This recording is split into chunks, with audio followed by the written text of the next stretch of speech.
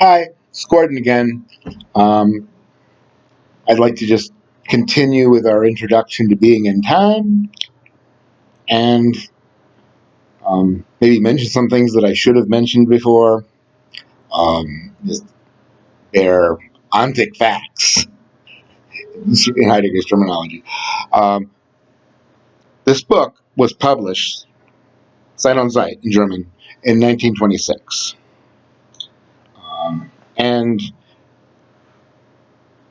the work is, I think, a culmination of ideas that Heidegger has been out, working through in his lecture courses at least since 1919. That gives a little bit of historical context. I don't want to get into the vexed question of the relationship between Heidegger's phenomenology, Heidegger's philosophy, and that of his mentor and teacher, Edmund Husserl. I would much prefer to simply get into the text. And when we get to Heidegger's phenomenology, big word, I know, right? But the best way to understand what phenomenology is to do it, is to look at examples of it, rather than just try to define it in the abstract. Husserl, he could never quite get straight about what phenomenology was, or at least he felt he couldn't be clear about it. Because if you look at his books, they're again and again, it's an introduction to phenomenology, an introduction to phenomenology. One thing about the Husserl Heidegger relationship that I might as well mention is that, like a lot of proteges who want to show that they're so goddamn original and not derivative, Heidegger became quite dismissive and kind of put down Husserl, if you will. In some of his letters, he just called him the old man, you know?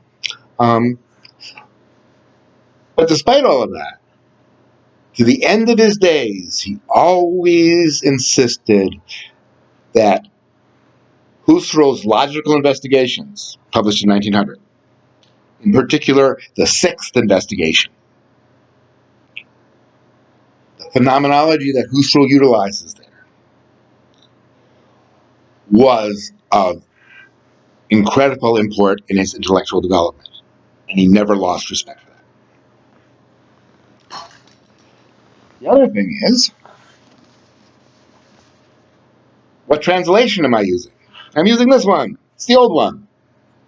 Macquarie and Robinson are the translators. There's a more recent translation by Joan. I can't remember her name, but there's another more recent translation in English. And my reason for using this one is not because I have gone through it and compared the translations and saw that this one was better than that one. I think, given Heidegger's German, any translation that you have is going to be sometimes misleading. And you have to just sort of, on those occasions, go to the German text. And we'll have to do that sometimes in the course of these videos. I'm using this book because this is what I grew up with. This is my third copy of Being in Time, in fact. I don't know what happened to the copy that I had in graduate school.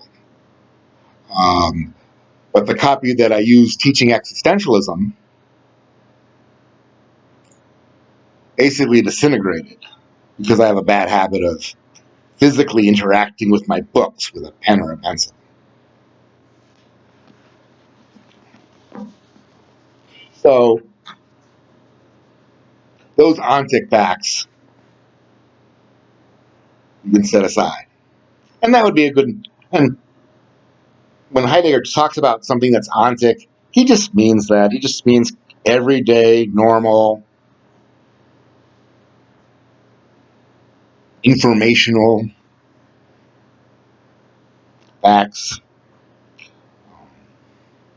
Like, for example, the fact that I am a lawyer. I'm not a lawyer, but pretend I am. Um, that's ontic. Understanding the kind of being I need to be so that I could become a lawyer or become a doctor or become a revolutionary member of the Red Guard. That's ontological. Okay, so let's whip into the text. Let's whip into the text as soon as we find it. So, the first question a lot of people have, naturally, is, yo, Heidegger, what is this question of the meaning of being of which you speak? What are you talking about? And he tells you in the first page. Um, this page, which is just sort of thrown out there prior to the actual official introduction to being and time. And he starts out quoting from the character, the stranger, in Plato's dialogue, The Sophist. I won't read the Greek to you, but the translation is, for manifestly you have long been aware of what you mean when you use the expression being. We, however, who used to think we understood it, have now become perplexed.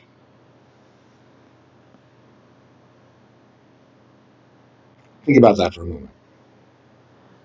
Isn't it true that we all have an understanding of the verb to be? We use it all the time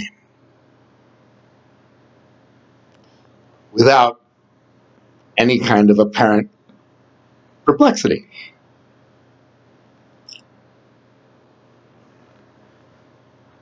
What the stranger and what Heidegger is getting at here, though, is yeah, we we have a we have an average vague understanding of what being is, but once we start to think about the meaning of is or what it is to be, we do find ourselves perplexed. And we do, in fact, discover that we are really ignorant.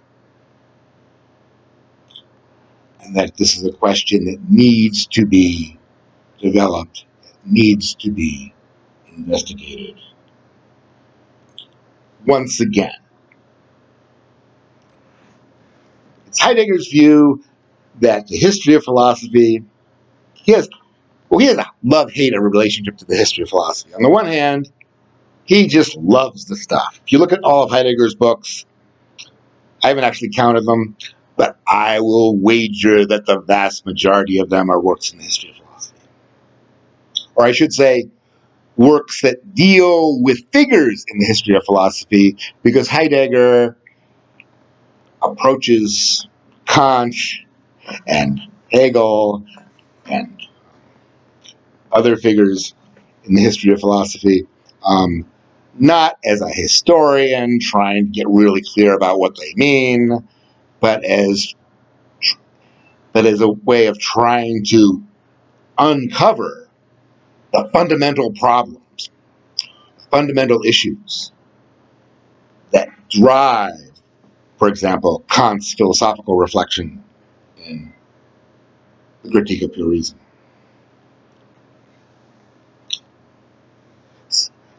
So he loves the history of philosophy, but he hates it, and he hates it because he thinks the history of philosophy, as we mentioned last time, has led to the question of being covered up, ultimately being ignored, has made it very easy for us not to see the significance of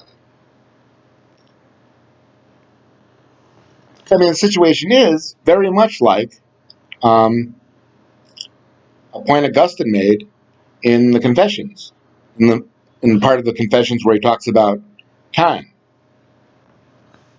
We all know what time is. We use temporal words all the time, earlier, later, future, past, now, present, all of that, with no apparent difficulty until you start thinking about it, and then it becomes a huge puzzle.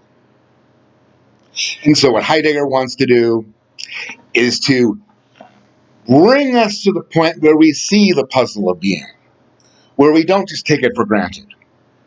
And in the process of doing that, he is going to give an original, interesting account of what it is to be Dasein, which again is what it is to be you and me. Thanks. I'll make another one of these later.